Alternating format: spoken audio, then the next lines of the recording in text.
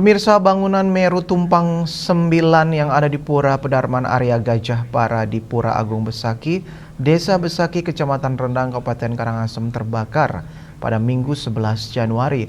Meru yang baru saja dibangun tersebut terbakar akibat disambar petir.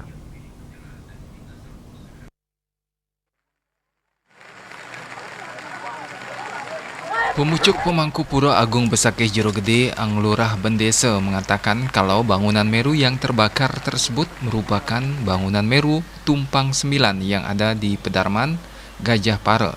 Dikatakannya Meru terbakar sekitar pukul 13.50 WITA akibat tersambar petir karena saat kejadian di Besaki dilanda hujan. Jero Gede Anglurah Bendese menjelaskan kalau Meru yang terbakar tersebut baru saja dibangun dan saat ini bangunan belum diplaspas mengingat proses pembangunan masih terus berjalan. Selain Meru Tumpang 9 yang ludes terbakar, kata Jero Gede Anglurah Bendese, ada Pelinggih, Menjangan, Seluang yang ada di dekat Meru juga ikut terbakar.